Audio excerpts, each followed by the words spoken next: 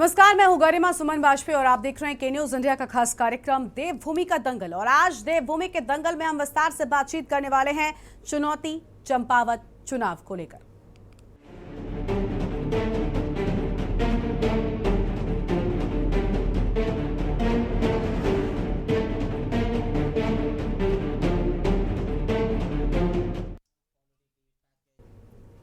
और चंपावत उपचुनाव में महज 7 दिनों का वक्त बचा हुआ है। और आपको बता दें कि भाजपा और कांग्रेस दोनों ही पार्टियां चुनाव प्रचार में लगी हुई हैं। भारतीय जनता पार्टी के साथ साथ कांग्रेस के बड़े नेता चंपावत में अपने प्रत्याशियों के लिए चुनाव प्रचार कर रहे हैं, तो वहीं भाजपा सरकार के कई मंत्री चंपावत चुनाव में मुख्यमंत्री धामी के लिए चुनाव प्रचार कर रहे हैं। और कांग्रेस की प्रत्याशी निर्मला गहतोड़ी के लिए पूर्व मुख्यमंत्री हरीश रावत के साथ साथ प्रदेश के अध्यक्ष करण माहरा समेत कांग्रेस के कई बड़े नेता चुनाव प्रचार कर रहे हैं। चुनाव प्रचार के बीच कांग्रेस का आरोप है कि उनके प्रत्याशी को सत्ता दल डराने धमकाने का काम कर रहा है, लेकिन भाजपा इसे कांग्रेस को मिलने वाली हार का डर बता रही है।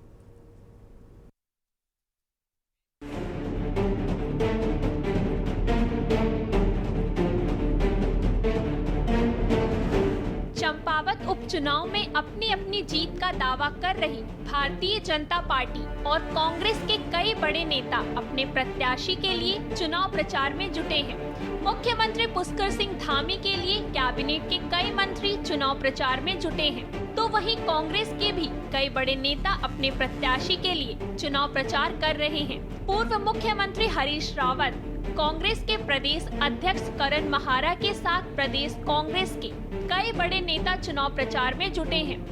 इसके साथ ही खटीमा विधानसभा में मुख्यमंत्री पुष्कर सिंह धामी को हराने वाले भुवन कापड़ी भी निर्मला गहतोड़ी के चुनाव प्रचार कर रहे हैं। प्रदेश के मुख्यमंत्री बने रहने के लिए मुख्यमंत्री पुष्कर सिंह धामी की जीत बेहद जरूरी है। इस जीत के लिए भारतीय जनता पार्टी पूरी तरह से पॉजिटिव नजर आ रही है। पार्टी का कहना है कि उनके मुख्यमंत्री उपचुनाव में एक ऐतिहासिक जीत हासिल करने वाले हैं। मुझे लगता है चंपावत चुनाव में जो लोग नदारद थे, जो नॉमिनेशन तक नहीं पहुंचे, वो कम से कम उनके फेवल पे पहुंच रहे हैं। तो हम सब जानते हैं वन साइडेड चुनाव है।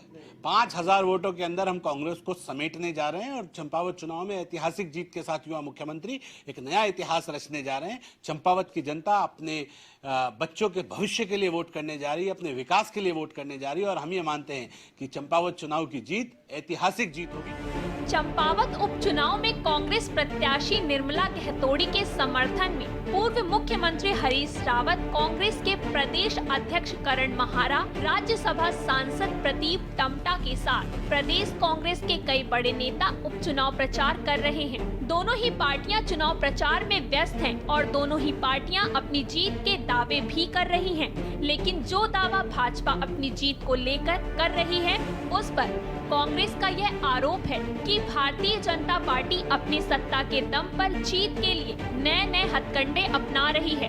कांग्रेस का आरोप है कि उनके प्रत्याशी को प्रशासन डराया धमकाया जा रहा है, उनके लगाए बैनरों को उतारा जा रहा है, जबकि हाल ही में उनके प्रत्याशी के चुनाव कार्यालय को भी 2 घंटे के लिए बंद कर दिया गया था। कांग्रेस के प्रदेश प्रवक्ता का कहना है कि मुख्यमंत्री अपनी सत्ता के दम पर जितना जो भी कर रहे हैं, उससे उन्हें कुछ भी हासिल होने वाला नहीं है, क्योंकि कांग्रेस प्रत्याशी इस उपचुनाव में ऐतिहासिक जीत के साथ सदन में पहुंचेगी। पार्टी पूरी मजबूती के साथ वहां पर प्रचार कर रही है। माननीय अध्यक्ष जी वहां पर हैं, माननीय प्रीतम सिंह जी वहां अभी हाल ही में कुछ दिनों रहकर आए हैं और प्रचार करके आए हैं। उसके अलावा आज से माननीय पूर्व मुख्यमंत्री जी ने मोर्चा संभाला है।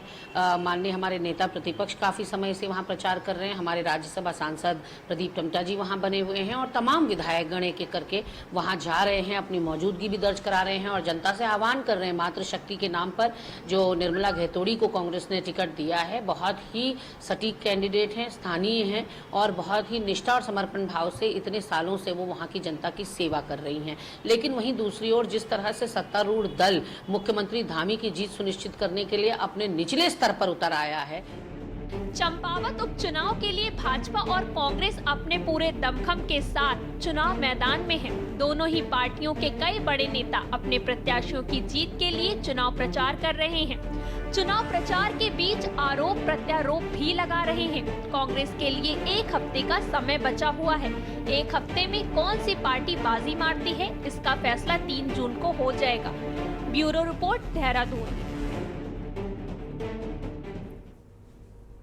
तो आज इसी चंपावत की चुनौती को लेकर हम विस्तार से बातचीत करने वाले हैं, क्योंकि एक तरफ चुनौती भारतीय जनता पार्टी के लिए बड़ी है, तो वहीं दूसरी ओर कांग्रेस पार्टी भी अब इस बार निर्मला गहतोड़ी पर अपना दांव खेल चुकी है। और क्या नतीजे सामने आते हैं ये तो खैर 31 मई के बाद साफ होगा, लेकिन भारतीय जनता पार्टी के लिए पुष्कर सिंह धामी का जीतना यहां से बेहद जरूरी हो जाता है, क्योंकि चंपावत में उपचुनाव में कैलाश गहतोड़ी के इस्तीफा देने के बाद पुष्कर सिंह धामी चुनावी मैदान में है। और अब जब उपचुनाव हो रहा है, पुष्कर सिंह धामी को मुख्यमंत्री भी बनाया जा चुका है, ऐसे में अब पुष्कर सिंह धामी का जीतना बेहद अहम यहां पर हो जाता है। हमारे साथ में आज इसी पर विस्तार से बातचीत करने के लिए कई खास मेहमानों का पैनल भी जुड़ेगा। सबसे पहले उनसे आपको हम रूबरू करवाते हैं। हमारे साथ में सुनीता विद्यार्थी जी हैं, भारतीय जनता पार्टी के प्रवक्ता हैं, और हमारे साथ में आज वसी जैदी साहब जुड़ चुके हैं, कांग्रेस के प्रवक्ता हैं। साथ ही आपको बता दें कि कमलकांत जी हमारे साथ में बने हुए हैं, यूकेडी के प्रवक्ता हैं, और नरेंद्र सेठी साहब हैं, वरिष्ठ पत्रकार हैं। आप सभी मेहमानों का हमारी आज की इस चर्चा में बहुत बहुत स्वागत है।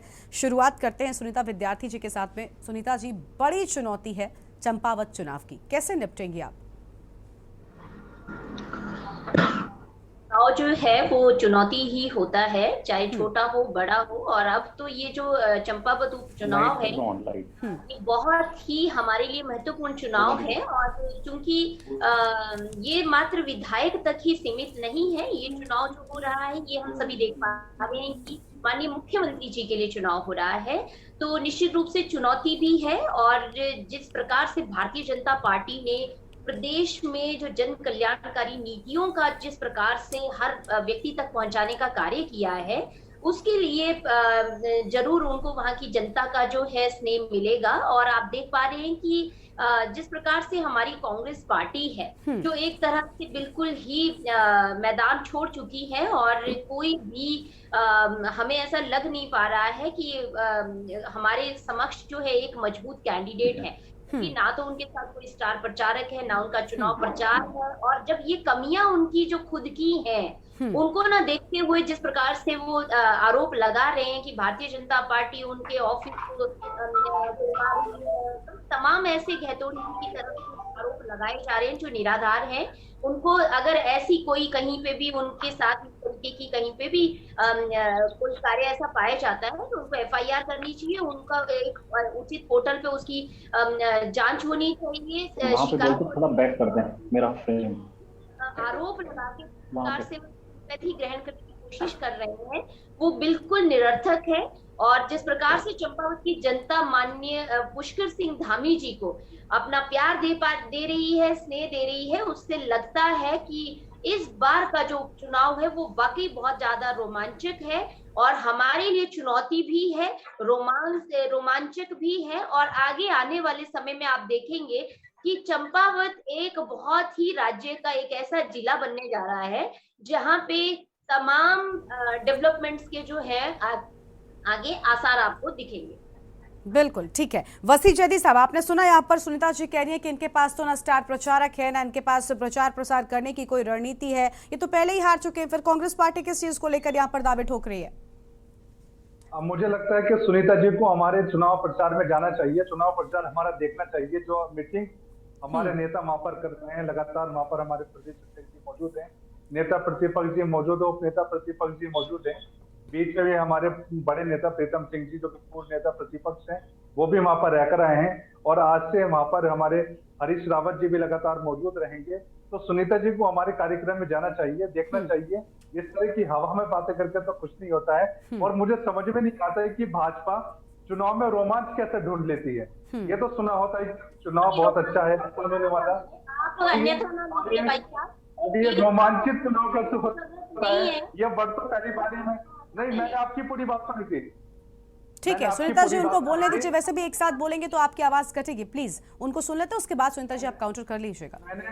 मैंने सुनीता जी की भी बात सुनी थी अभी। तो सुनीता जी चुनाव में रोमांच ढूंढ रही हैं, तो ये भी बड़ा अच्छा एक नया वर्ड सुनने को मिला है चुनाव में, कि चुनाव रोमांचित भी होते हैं।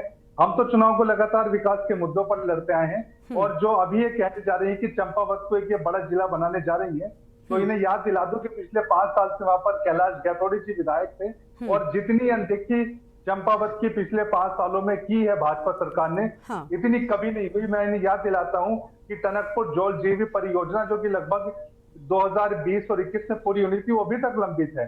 पार्किंग एक बड़ी समस्या है चंपावत की, जो अभी तक वहां पर कोई बड़ा फैसला लेने में सरकार असफल साबित हुई है। और मैं बताता हूँ, पेयजल एक बड़ी समस्या है, क्योंकि जब हम चंपावत की बात करते हैं वाजपेयी जी, तो उसमें क्या होता है कि चंपावत एक ऐसा जिला है, एक ऐसा शहर है, जब हम पहाड़ से पिथौरागढ़ से उतरते हैं तो वहां पर पहाड़ से मैदान में उतरने का एकमात्र वहां पर हम शुरुआत करते हैं मैदान की। तो एक ऐसा जिला है जहां पर हम कई तरह की जातियों की बात कर सकते हैं, हम पहाड़ और मैदान के सामंजस्य की बात कर सकते हैं। वहां पर हम एक देवभूमि चंपावत कहते हैं, गोलजू देवता वहां पर मौजूद है। तो इतनी देवभूमि की लगातार ये अनदेखी करते चले आए। तब भी मुख्यमंत्री थे आपके पुष्कर सिंह धामी जी, जब खटीमा में 10 साल रहने के बाद आज खटीमा विकास को तरस रहा है। आज वहां पर लगातार समस्या जस की तस बनी हुई है। तो चंपावत को लेकर आप इतने निश्चित तौर पर मत कहिए कि एक तरफा चुनाव है, 5,000 में समेट देंगे, 10,000 में समेट देंगे। ये पूरा चुनाव मैं आपको बताता हूँ, चंपावत का पूरा चुनाव एक स्थानीय महिला प्रत्याशी बनाम सरकार है। पहली बार ऐसा हुआ है कि हमें कि शुरुआती 3 दिनों में 5 शिकायतें निर्वाचन आयोग में कर दी पड़ी हैं। ये एक ऐसा चुनाव है जहां पूरी सरकार एक महिला प्रत्याशी के खिलाफ खड़ी है। ये एक ऐसा चुनाव है जहां पर हमारे पोस्टर फाड़े जा रहे हैं, हमारे चुनाव कार्यालय को बंद कराया जा रहा है। तो ये डर जो कांग्रेस का, ये डर हमें अच्छा लगा, और कांग्रेस का ये डर होना भी चाहिए।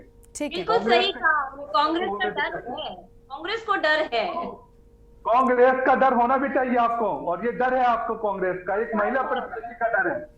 सुनीता जी, एक महिला ठीक प्रत्याशी है, का कांग्रेस डर का डर है या कांग्रेस को डर है, खैर ये तो 31 मई के बाद बिल्कुल स्पष्ट हो जाएगा कि आखिर किसको डर है और जनता किसके साथ खड़ी है, सबसे अहम है जो स्पष्ट हो जाएगा। कमलकांत जी भी हमारे साथ में जुड़े हुए हैं। कमलकांत जी यूकेडी की ओर से, कमलकांत जी स्वागत आपका आज की चर्चा में। कमलकांत जी, यूकेडी तो चुनावी मैदान में नहीं है, स्पष्ट भी नहीं करती कि हम किसके साथ खड़े हैं। लोकतंत्र तो कहता है कि अगर आप चुनाव नहीं लड़ रहे हैं तो कम से कम स्पष्ट कर दीजिए। फिलहाल क्या लगता है आपको, चंपावत में चुनौती किसके लिए ज्यादा बड़ी है, बीजेपी या कांग्रेस? देखिए, चुनौती तो दोनों पार्टियों के लिए है। आपस में हर एक पार्टी चाहती है कि हम जीते। हाँ। लेकिन आप ये भी देखना पड़ेगा, जिस तरह से भारतीय जनता पार्टी को लिए खास तौर से जीतना बहुत जरूरी है, क्योंकि वहां से मुख्यमंत्री जी लड़ रहे हैं। हालांकि मुख्यमंत्री जी अपना चुनाव टनकपुर से हार गए थे, लेकिन ये भी देखना पड़ेगा मुख्यमंत्री जी जिस तरह से चुनाव का दुरुपयोग कर रहे हैं, घोषणाएं कर दे रहे हैं, और तरह तरह से इस तरह से वो कभी अभी आरटीओ ऑफिस में अपना वो दिखाकर ये दिखा रहे हैं कि मैं वहां काम कर रहा हूं, और कभी एयरपोर्ट में जा रहे हैं, कभी कुछ कर रहे हैं। इस तरह से प्रदर्शित कर रहे हैं कि एक मैं आम बिल्कुल जनमानस से जुड़ा हुआ व्यक्ति हूं। हालांकि उनकी जो बॉडी लैंग्वेज है बहुत डरी डरी सी रहती है, वो कॉन्फिडेंस में मुझे बिल्कुल नहीं दिखते। कोई भी किसी अपने बल पर बात नहीं करते, उनके अंदर से विचार आ रहे हैं या बाहर से पीछे से बुलवाया जा रहा, साफ देख सकते हैं आप बॉडी लैंग्वेज से। तो कितना कॉन्फिडेंस है उनके विचारों में, दिमाग में क्या आ रहा है। वो आपको कह रहे हैं कि चुनाव के बाद, अब जितना चुनाव हो जाएगा, जीतने के बाद मैं सारे कार्य करूंगा। तो पता नहीं अभी तक क्या, कुछ समय पहले मुख्यमंत्री थे, उन्होंने कितने कार्य करे, कितने काम करने हैं, पता नहीं, मुझे समझ में नहीं आ रहा वो करना क्या चाहते हैं। वो तो आपको आगे चुनाव के बाद ही पता चलेगा। ठीक है, यानी चुनाव के बाद स्पष्ट होगा। बड़ी बात है वैसे कमलकांत साहब आप कह गए यहाँ पर मुख्यमंत्री को लेकर, इस पर हम भाजपा से जवाब लेंगे, लेकिन उससे पहले सेठी साहब को जोड़ लेते हैं। सेठी साहब, चुनौती चंपावत की बेहद बड़ी है, लेकिन दोनों के लिए बड़ी हो जाती है, क्योंकि एक और पुष्कर सिंह धामी का जीतना सबसे ज्यादा जरूरी है, दूसरी ओर कांग्रेस पार्टी यहाँ पर जो बड़े बड़े दावे कर रही है, इसके लिए भी बहुत बड़ी चुनौती है। क्योंकि अगर यहाँ पर ये जीत कर दिखा देते हैं तो मुझे लगता है, कहते ना कि हारी हुई बाजी को जीतने वाला बाजीगर कहलाता है। तो ये ज्यादा बड़ी चुनौती आपको किसके लिए नजर आ रही है?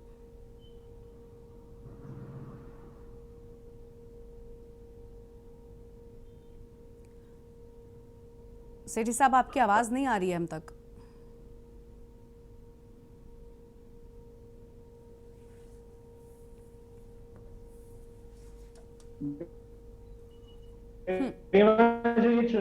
है, इस चुनाव को अगर साधारण तौर पर देखा जाए तो मुझे नहीं लगता कि सिर्फ ये विधायक का चुनाव है या ये सिर्फ एक मुख्यमंत्री चुनाव लड़ रहे हैं। बिल्कुल। एक तरीके से प्रदेश की जो जनता है और वो भी चंपावत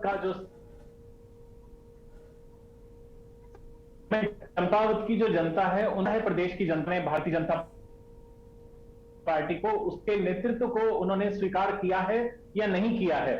और पुष्कर सिंह धामी की जो जीत है, जैसे क्यास और जितने राजनीतिक पंडित बता रहे हैं, जैसे वो जीत की ओर अग्रसर है, तो अगर जो जीत है, जीत का अंतराल ये बताएगा कि प्रदेश की जनता ने अब अपना क्या मन बनाया, चंपावत की जनता जो है वो किस रूप में प्रदेश में भारतीय जनता पार्टी के नेतृत्व को स्वीकार करती है और उन पे मोहर लगाने का जो काम करेगी, वो जीत का अंतराल बताएगा, हार जीत का अंतराल बताएगा दोनों का, कि कितना पसंद किया भारतीय जनता पार्टी को और कितना कांग्रेस को नापसंद किया।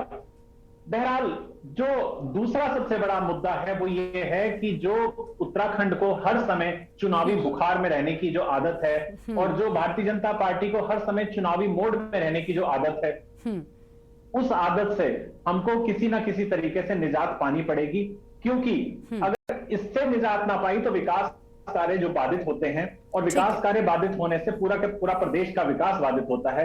तो फिलहाल इस 31 और उसके बाद 3 तारीख को परिणाम के बाद हमें ये चाहिए कि हम चुनाव को भूलकर इस प्रदेश को दोबारा वही वाली गति दें जिस गति से पहले ये गतिमान था।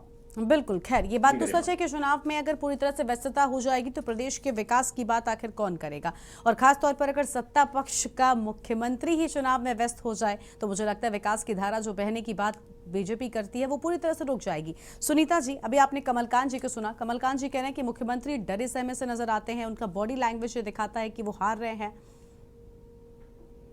कमलकांत जी क्या कहते हैं ये मायने नहीं रखता। बॉडी लैंग्वेज व्यक्ति का अपना एक व्यक्तित्व होता है, अपना नेचर होता है, और मुख्यमंत्री जी तो बिल्कुल भी, इन्होंने पता नहीं किस सेंस से ये बात कही।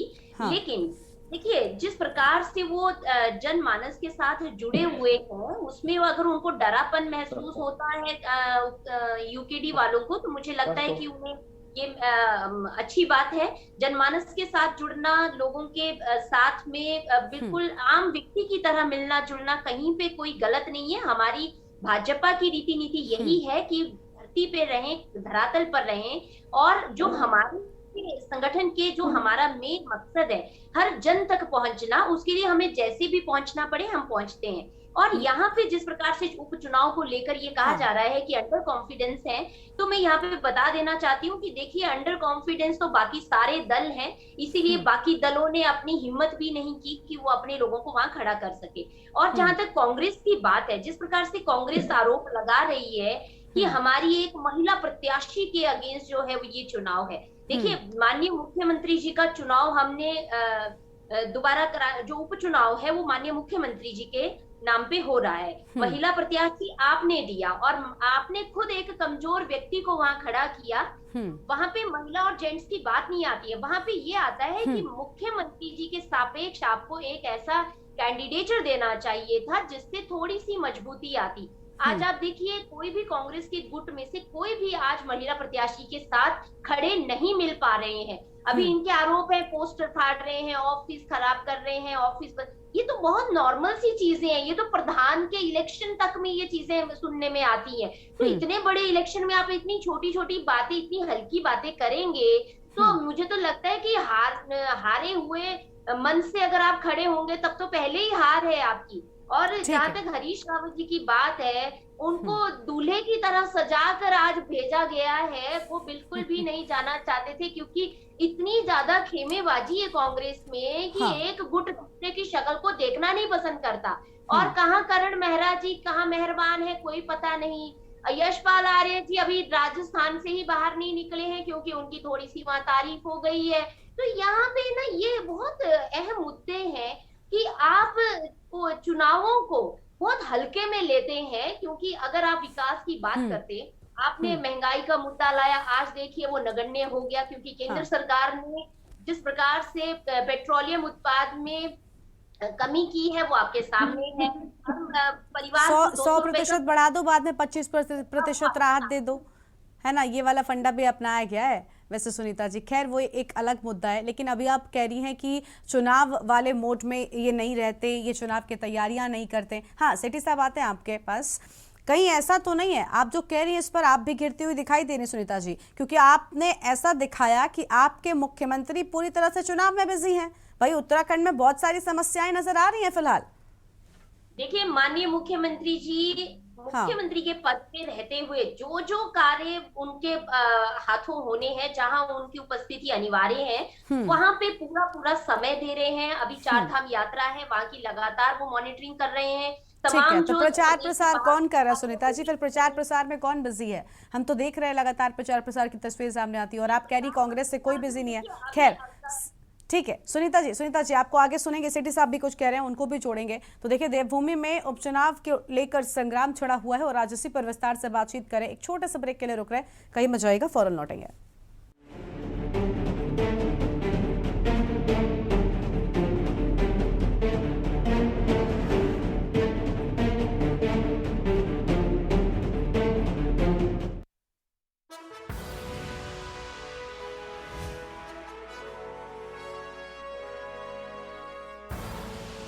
आप देख रहे हैं के न्यूज, खबरों का सारथी।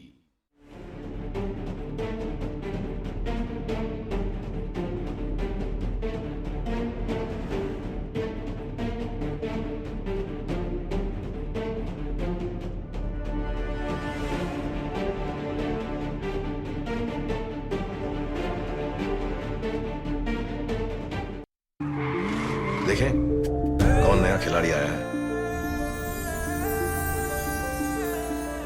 समझा देते हैं। प्यार से समझाएंगे, धीरे धीरे से। वो भी अपनी जुबान में।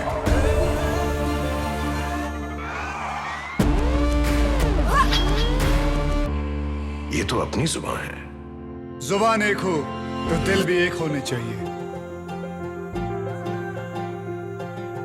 विमल बोलो जुबान केसरी। इस कार्यक्रम के प्रायोजक करता है रामा हॉस्पिटल, किफायती एवं बेहतर स्वास्थ्य सेवाएं।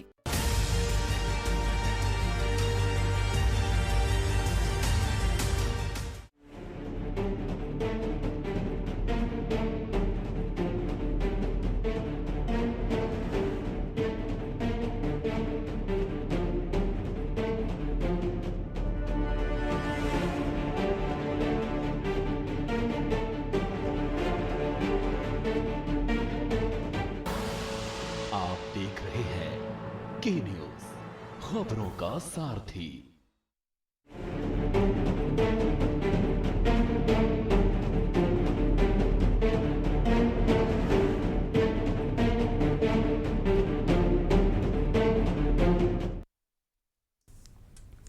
ब्रेक के बाद देवभूमि के दंगल में आप सभी का स्वागत है। आज हम चुनौती चंपावत को लेकर बात कर रहे हैं और इसी पर विस्तार से बातचीत करने के लिए कई खास मेहमान भी हमारे साथ में लगातार मौजूद हैं। सेठी साहब के पास चलते हैं। सेठी साहब, अभी आपने सुनीता जी को सुना। सुनीता जी कह रही हैं कि भाई कांग्रेस पार्टी से तो कोई प्रचार प्रसार नहीं कर रहा है और ये इलेक्शन मोड में नजर नहीं आते। बीजेपी के बारे में पहले भी ये बात कही जाती रही है कि हमेशा ये चुनावी मोड में रहते हैं, चुनाव की तैयारियां करते रहते हैं, पॉजिटिव मोड में ये बात इनके लिए कही जाती रही है। लेकिन आज जिस तरह से सुनीता जी कह रही थी, साफ दिखा रहा था कि वो बता रही है कि पुष्कर सिंह धामी का पूरा ध्यान चुनाव पर ही लगा हुआ है।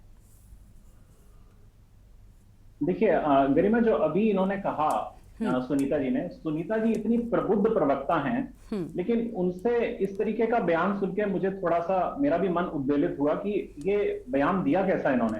हाँ। लोकतंत्र में भावनाओं का सम्मान करना उतना ही अहम है जितना कि जनप्रतिनिधि को अपनी जनता की भावनाओं का सम्मान करना।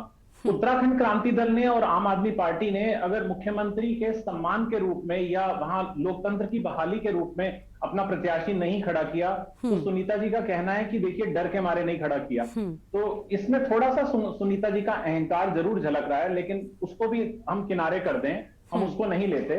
लेकिन महंगाई के ऊपर इन्होंने कहा कि अभी इस सरकार ने हमारे बहुत अच्छा कदम उठाया है, लेकिन ये बिल्कुल गरिमा ऐसा नहीं लगता कि जैसे कोई टीचर किसी ट्यूशन पढ़ा रहा है, उसने 10 थप्पड़ मार के उसी बच्चे को कहा हो कि जाओ चॉकलेट लेके आओ बेटे अपने लिए। एग्जैक्टली, मैंने बोला ना से पहले। हाँ, पहले आपने मतलब दामों को 20 रुपए तक बढ़ा दिया पेट्रोल के, उसके बाद आपने 9 रुपए कम कर दिए। तो ये इस तरीके का माहौल ये भी नहीं है। राहत पहुंचे, आपके शब्द जो हैं उससे ज्यादा आपका कृत्य नजर आना चाहिए। Let your action should be louder than your words. ये नहीं आप कह रहे हैं और आपको कहने के समर्थन में कुछ कहना पड़ रहा है, तो वो नहीं, आपका जो कृत्य है उसमें झलकना चाहिए कि आपकी भावना क्या है। जी गरिमा। बिल्कुल, देखिए यहाँ पर साफ तौर पर झलकना चाहिए। वसी साहब आप बताइए, एक तरफ तो ये कह रहे हैं कि भाई यूकेजी और आम आदमी पार्टी डर क्या इसकी वजह से नहीं उतारा, अभी खुद सुनीता जी ने कहा, हालांकि वो कुछ कहना चाह रही है, उनको बाद में जोड़ेंगे। आप बताइए, कांग्रेस पार्टी को लेकर भी उन्होंने बड़ी बातें की, उन्होंने कहा कि इन्होंने कमजोर प्रत्याशी उतारा है जानबूझकर। वसी साहब आपकी आवाज नहीं आ रही हम तक, अनम्यूट करें आप। जी आ गई, आपकी आवाज आ रही है, आप बोलिए। हाँ जी, हाँ गरिमा जी, मैं एक बात का जवाब देना चाहता हूँ। हाँ बोलिए। सुनीता जी के शायद ये व्यक्तिगत शब्द हो सकते, क्योंकि एक राजकीय पार्टी तो इस तरह की अमर्यादित बातें नहीं कर सकती। हरीश रावत जी को ढोला बनाकर भेज दिया है, यशपाल आर्य जी की राजस्थान में तारीफ हो गई थी तो राजस्थान से बाहर नहीं निकले हैं, और एक महिला कमजोर प्रत्याशी उतार दी है, बहुत कमजोर है, किसी दमदार को उतार देते। तो ये कमजोर और दमदार का क्या पैरामीटर होता है सुनीता जी? मैं थोड़ा सा आपसे जानना चाहता हूँ कि आपकी नजर में दमदार कौन होता है और कमजोर कौन होता है? और हरीश रावत जी को ढोला बनाकर भेज दिया, वो जाना नहीं चाहते थे, तो ये सुनीता जी आपसे शायद उनकी चर्चा हुई होगी कि मैं जाना नहीं चाहता हूँ सुनीता जी, और मुझे जबरदस्ती कांग्रेस भेज रही है। कोई किसी को जबरदस्ती भेजता है क्या? और कोई किसी को क्यों जबरदस्ती भेजेगा? आप ये बताइए। इस तरह की आप मर्यादित बातें करते हैं। ठीक है, कुछ कह रही सुनीता जी, उनको भी सुन लें। वसी साहब उनको सुन लीजिए, उसके बाद आप कंप्लीट कर लीजिएगा। हाँ, मेरे सम्मानित भाई कांग्रेस के जो प्रवक्ता हैं, बात को समझिए। अभी आपने सुबह हरीश रावत जी का ट्वीट नहीं पढ़ा और फेसबुक पे जो उनकी अपडेशन है वो आपने देखी नहीं। उन्होंने क्या अपडेट किया है कि वैसे तो मेरा मन नहीं था जाने का, वैसे तो मेरा मन नहीं था जाने का, लेकिन फिर भी भाजपा ने जब ये कहा कि इन्होंने सरेंडर कर दिया है, इस वजह से मैं जा रहा हूँ। लेकिन जब देखिए लोकतंत्र की अगर आप बात करते हैं और जब आप एक विपक्ष, मुझे सिर्फ सुनीता जी, मैं आपकी हर बात का जवाब दूंगा, सिर्फ आप मुझे इतना बताइए सुनीता जी, ये कमजोर प्रत्याशी मजबूत प्रत्याशी का क्या पैरामीटर होता है? वाली देखिए कहावत है, आप बात को समझिए, इसमें अमर्यादित कुछ नहीं है, मैंने कोई बात गलत नहीं कही, आप बात को समझिए। रोते हुए को जब हम घोड़े पे चढ़ाते हैं फिर बेचते हैं, तो हम यही कहते हैं कि जबरदस्ती हो रही है। आप बताइए कि हरीश रावत जी ने ऐसा क्यों कहा? उनकी पार्टी का चुनाव है और उनके लिए बहुत बड़ी चुनौती है। उनको अपने देखिए 19 सीटें भी आपके किसी न किसी नेतृत्व के कारण आई होंगी, किसी न किसी ने लीडरशिप में अपना भूमिका निभाई होगी, लेकिन ये कह देना कि चंपावत में जाने का मन नहीं है, तो इसका अर्थ क्या हुआ? आप ही मुझे समझा दीजिए। देखिए हम तो चाहते हैं कि आप ऐसा बोले, लेकिन आप अगर जनता के पर्सपेक्टिव से सोचें तो बताइए कि जबरदस्ती। सुनिए सुनीता जी, कमजोर और दमदार प्रत्याशी का क्या पैरामीटर होता है? कमजोर और बिल्कुल ठीक आपने बात कही, लड़की हूँ लड़ सकती हूँ, ये बात आपको तब याद आती है जब आप एक महिला का अपमान करिए, कमजोर प्रत्याशी है। सुन लीजिए, जब आपके पास कोई विकल्प नहीं होता है तो आप टारगेट करते हैं, महिला कैंडिडेट को खड़ा कर दिया। आप बताइए ऐसे आपके कितने खेमे हैं वहां पे जो दमदार आपके बड़ी लीडरशिप है, जो जिन्होंने खेमे में बांधा हुआ है कांग्रेस को। मैं भी जानना चाहता हूँ। नहीं सुनीता जी ऐसा नहीं है, आप यहाँ पर गलत कह रही हैं कि लड़की हूँ लड़ सकती हूँ को वो इसी बार लेकर चले आए या उन्होंने इस वजह से यहाँ पर कोई नई चीज कर दी है। वो लगातार जब आम चुनाव में भी हो रहे थे, विधानसभा के चुनाव जब चल रहे थे, तब भी लड़की हूँ लड़ सकती हूँ की तर्ज पर ही कई जगहों पर प्रत्याशियों को जगह दी गई थी। तो ये कहना मुझे लगता है गलत होगा। इतनी अहंकारी एक किसी पार्टी को नहीं होना चाहिए गरिमा जी, जितना अहंकार सुनीता जी दिखा रही है। भाजपा भी अच्छे से जानती है, चंपावत की जनता भी अच्छे से जानती है। पहले आप उनको नकार दो और बाद में जब आपके पास कोई विकल्प ना हो तब आप एक खड़ा। ये बहुत अच्छी बात है कि आपने महिला प्रत्याशी को खड़ा किया। मैं तो साधुवाद देती हूँ कांग्रेस पार्टी को कि भले ही एज अ विकल्प उन्होंने खड़ा किया, लेकिन उन्होंने कम से कम महिला कैंडिडेट को सामने लाया। अब यहाँ पर बात ये है कि आप लोगों का साथ ना देना, और आप लोगों का ऐसे स्टार प्रचारक खुशी से ना आना, ये एक वजह बता नहीं तो ये उनकी प्रचार की नीति हो सकती है ना सुनीता जी। अब वो अलग बात है कि भारतीय जनता पार्टी में प्रचार होता है तो बड़े बड़े केंद्र के नेता भी उतर आते हैं चुनावी मैदान में प्रचार करने के लिए, उन्हें नहीं लगता। और हरीश रावत की बात को लेकर अगर आप कांग्रेस पार्टी को घेर रही हैं तो आपने जो शब्द कहे, मैं वैसे तो अपडेट नहीं हूं उनके ट्वीट से, लेकिन फिर भी आपके शब्दों के कहे मुताबिक भी उन्होंने कहा कि वो जाना नहीं चाहते थे, लेकिन जब बीजेपी ने ये कह दिया कि कमजोर प्रत्याशी हैं, आपने जैसा कहा, तो देखिए कहीं ना कहीं इंटेंशन अगर इन शब्दों का भी निकाला जाए तो वो यही है ना कि भाई ठीक है हमारी पार्टी में अंदरूनी खेमे में क्या चल रहा है वो अलग बात है, लेकिन अगर विपक्षी पार्टी कुछ कर रही है तो जो नहीं जाना चाहता है, सोचिए वो भी आपके सामने खड़ा हो गया है, तो ये भी तो मतलब मजबूती का ही निकला ना कहीं से। मैं जवाब दे देता हूँ, देखिए हाँ ठीक है, इस पर वसी साहब भी जवाब देंगे। बताइए वसी साहब। देखिए सुनीता जी, मैंने आपकी बात को सुना, मैं आपसे भी आशा करता हूं कि आप मेरी बात को सुनेंगी। सवाल पहले ये नहीं कि कोई हरीश रावत जी ने ट्वीट किया, आप मुझे हरीश रावत जी का ट्वीट दिखा देना, अभी दिखा दीजिए, आप स्क्रीन पर है तो। हरीश रावत जी का कार्यक्रम काफी दिन से तय था और हरीश रावत जी खुद उत्साहित थे वहां जाने के लिए। हरीश रावत जी ने अब से 1 हफ्ते पहले ही ट्वीट कर दिया था कि मैं वहां पर जाऊंगा और उनका कार्यक्रम पहले से ही वहां पर सुनिश्चित था। अब वो सुबह को आपसे बेमन कहें कि मैं बेमन के तौर पर जा रहा हूं, तो ऐसा तो कोई ट्वीट हमने देखा नहीं ना, ऐसा कोई सोशल मीडिया पर अभी तक किसी ने देखा। और आप जो इस तरीके अनाप शनाप बातें करें कि एक महिला प्रत्याशी, पढ़ के सुनाइए ना कि उस पर बेमन लिखा है कहीं पर कि मैं बेमन से जा रहा हूँ, मेरा मन नहीं जाने का। पास में है भाई, आप नहीं अपडेट होंगे, मेरा मन नहीं है। प्रेस कॉन्फ्रेंस में बोल रहे हैं हरीश रावत जी मेरा मन नहीं था जाने का, कि मेरा मन नहीं था जाने का। ठीक है, हरीश रावत के जाने ना जाने से कितना फर्क पड़ेगा देखिए ये तो आने वाला वक्त बताएगा, लेकिन सबसे हम यहाँ पर अगर शब्दों पर भी ध्यान दें, जैसा सुनीता जी आप कह रही हैं, आप बात ये है ना कि आप भाव को समझिए। उन्होंने कहा ना कि पहले तो मैं नहीं जाने वाला था लेकिन फिर भी गया, तो यानी अंदरूनी खेमे पर बात आप क्यों कर रहे हैं? आप ये देखिए ना कि आपको टक्कर कितनी देने के लिए तैयार है कांग्रेस पार्टी। उनकी पार्टी में कौन प्रचार के लिए जमीन पर आ रहा है, कौन नहीं आ रहा है, ये तो कांग्रेस पार्टी तय कर लेगी कि उन्हें किसको उतारना है किसको नहीं उतारना है ना, ये कांग्रेस पार्टी के भीतर खाने का मामला है। सेठी साहब आप देखिए यहाँ पर कांग्रेस पार्टी पर लगातार ये कहा जा रहा है, आरोप लगाया जा रहा है कि कमजोर प्रत्याशी उतार दिया है। क्या ये बात सच है? इस बात में कितनी सच्चाई है? कांग्रेस पार्टी क्या डरी जरा से भी इस चुनाव से? क्या वजह रही निर्मला कहतोड़ी को चुनाव में उतारने की? मैंने गरिमा जी पहले भी कहा आपसे और दोबारा दोहरा रहा हूं इस बात को कि कांग्रेस 2 मोर्चों पर लड़ाई लड़ रही है। एक तो भारतीय जनता पार्टी से लड़ाई लड़ रही है और एक अपनी अंदरूनी लड़ाई लड़ रही है। कांग्रेस को अगर एक जगह अपनी ऊर्जा इस्तेमाल करनी पड़े तो मुझे लगता है कि चुनाव परिणाम इनके भिन्न होते, और अगर आपसी लड़ाई इनकी कम होती तो ये जो 19 आए हैं चुन के, मैं दावे से कह रहा हूं कि ये कम से कम 28-29 तक की संख्या पहुंचती इनकेस अगर इनका अंदरूनी झगड़ा ना होता तो। और आज भी इन्होंने अपनी हार से कोई सबक नहीं लिया है, और जो कुछ पिछले चुनाव के परिणाम रहे उन चुनाव परिणामों को कभी बैठ के इन्होंने मंथन भी नहीं किया कि हम किस वजह से हम इतना दोबारा पिछड़ गए। ये इस बात को लेकर ही कांग्रेस अगर खुश है कि हम 11 से 19 हो गए, तो मुझे लगता है कि शायद इनको लोकतंत्र की परिभाषा और दोबारा से जनता के बीच में कैसे जाना है ये दोबारा पाठ कंठस्थ करना पड़ेगा। ये मुझे नहीं ऐसा लगता कि इसमें किसी तरीके से इन्होंने कांग्रेस ने कुछ सबक लिया है। और जहां तक बात है चंपावत चुनाव की, चंपावत चुनाव को मैं केवल चुनाव इसलिए नहीं देख रहा हूं क्योंकि भारतीय जनता पार्टी बहुमत में आ चुकी है। उन्होंने अपने मुखिया मुखिया भी चुन लिया, उन्होंने अपना मुख्यमंत्री भी चुन लिया है। केवल उस मुख्यमंत्री को उन्होंने सर्टिफिकेट इशू करना है कि अब ये विधिवत मुख्यमंत्री हैं और इन्होंने जनादेश पा लिया है चंपावत से, और इतना सा ही इनका जो औपचारिकता रह गई है।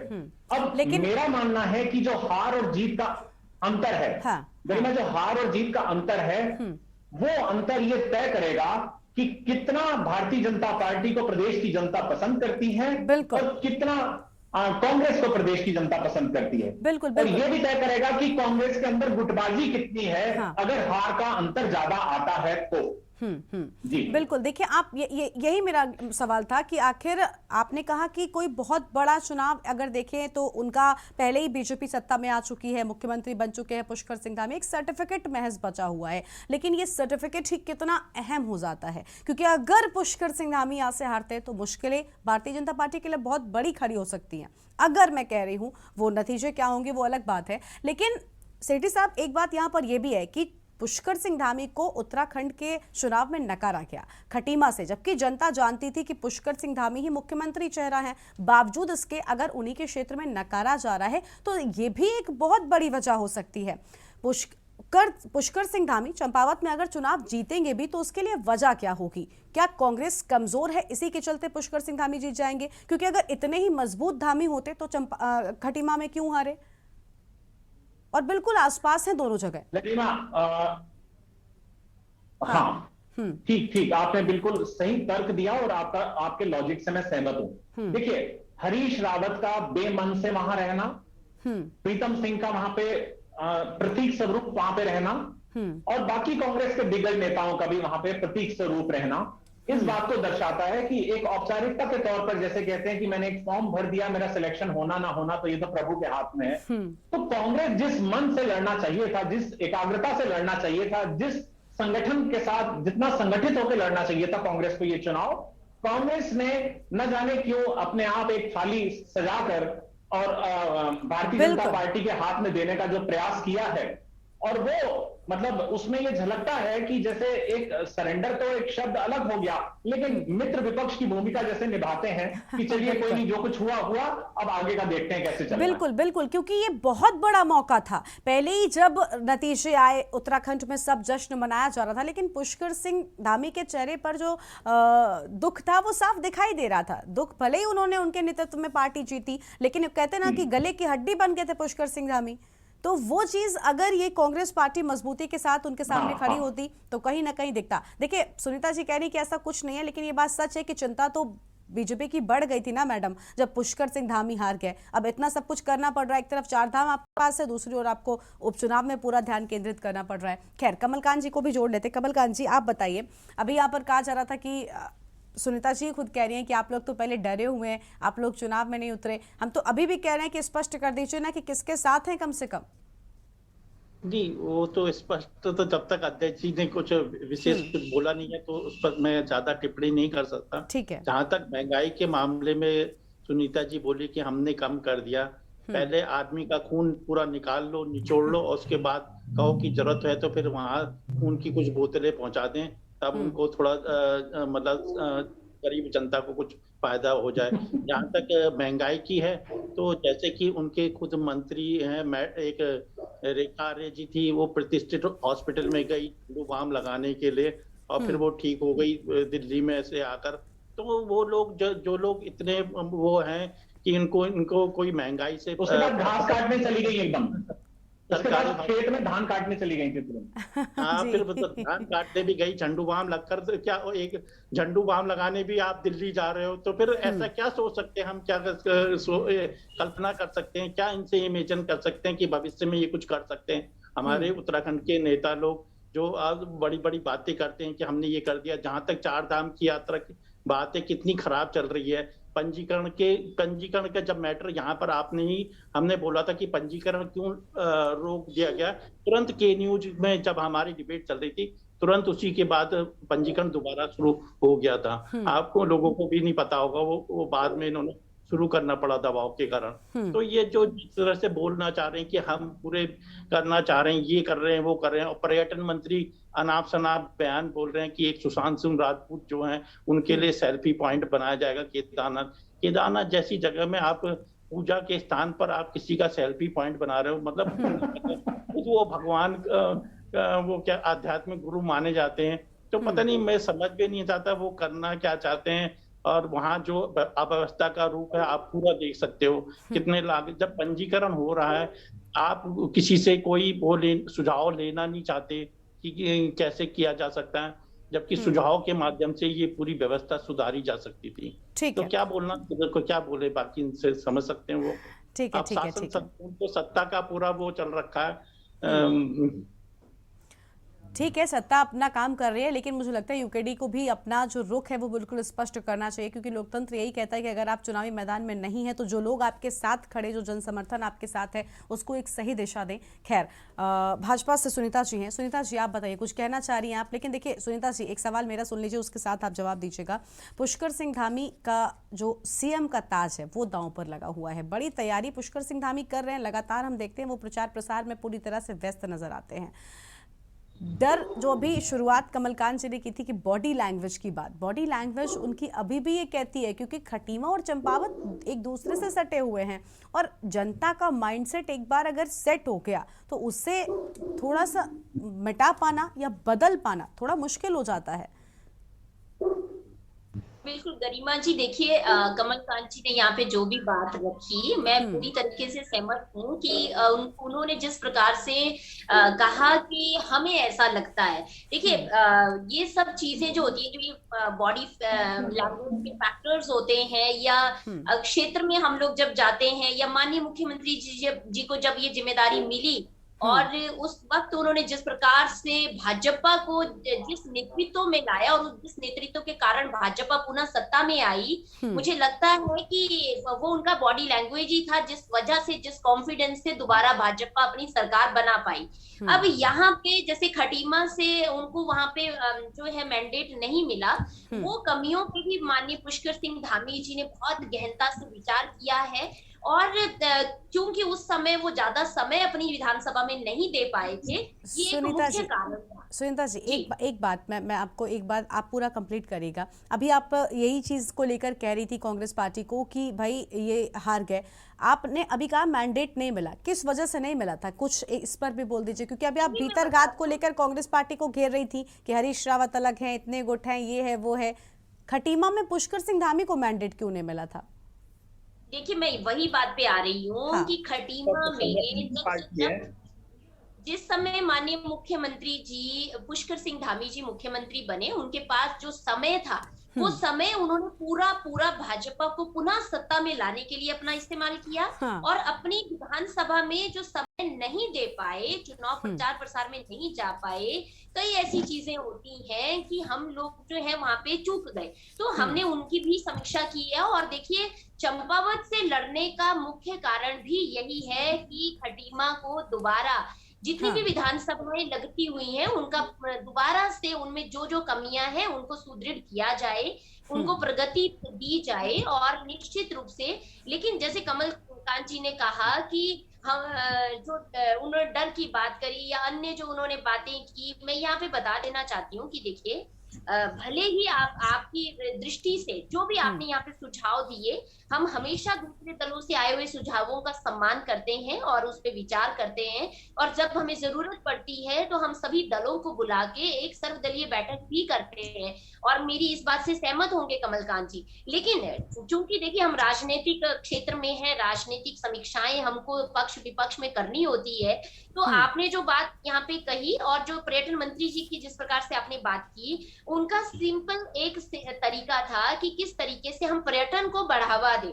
तो सुशांत सिंह राजपूत जी एक अच्छे अभिनेता थे, उस अभिनेता के कला पर उन्होंने बात की कि लेकिन अभिनेता का वहाँ पे क्या मतलब है? अभिनेता का अभिनेता का वहाँ पे धाम में वहाँ पे सेल्फी पॉइंट बनाने का क्या तुक है, ये नहीं समझ आई। धाम में धाम की जो बात है वहाँ पे निश्चित रूप से ये दोबारा विचारणीय विषय है, क्योंकि आध्यात्मिक जगहों की ये बिल्कुल भी बर्दाश्त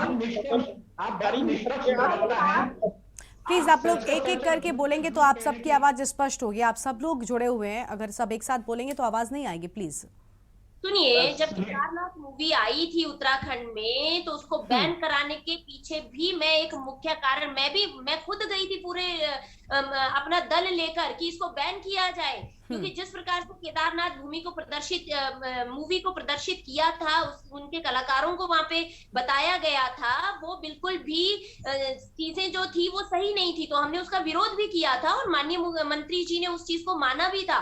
पूरे स्टेट में इस मूवी को बैन किया गया था, लेकिन अभी जो बात है वो एक कलाकार की हो रही थी, लेकिन ठीक है धाम में नहीं होना चाहिए, ये बिल्कुल सही बात है, क्योंकि वहां पे आध्यात्मिक क्षेत्र है और आध्यात्मिक पर्यटन, ये चीजें जो है इसमें बैलेंस होना जरूरी है। कहाँ पे सेल्फी पॉइंट होना चाहिए ये जरूरी है, लेकिन धाम के अंदर होना चाहिए। क्या था सतपाल महाराज जी ने नहीं सही कह दिया, केदारनाथ के लिए ही बोला गया था, इसीलिए नाराजगी बिल्कुल नहीं, इसीलिए नाराजगी दिखाई ठीक है। भाव अच्छा है और हम मंत्री जी से पुनः आग्रह करेंगे कि धाम में पर्यटन बढ़ाना देखिए उनका कर्तव्य है कि जो विभाग उनके पास मिला है उसकी वो ज्यादा से ज्यादा ब्रांडिंग करें, लेकिन सेल्फी पॉइंट के लिए हमारे पूरे प्रदेश में बहुत सारे पॉइंट है जहाँ पे आप सेल्फी पॉइंट बना के पर्यटन को अपनी तरफ आकर्षित कर सकते हैं।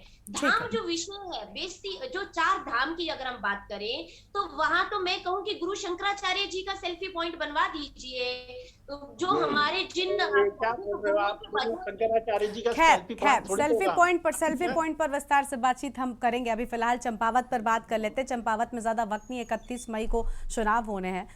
सुनीता जी 31 मई को चुनाव होना है, आप तो पूरी तैयारी कर चुकी है। कांग्रेस पार्टी से भी जान लेते हैं, कांग्रेस से वसी साहब है। वसी साहब आप बताइए, अभी यहाँ पर सुनीता जी आपकी आवाज नहीं आ रही है, अभी वसी साहब को सुन लेते हैं। सुनीता जी प्लीज वसी साहब को सुन लेते हैं। वसी साहब, कांग्रेस पार्टी पर लगातार ये आरोप लगाया जा रहा है कि कांग्रेस पार्टी ने एक बड़ी बाजी को, बड़े मौके को अपने हाथ से यूं ही जाने दिया है।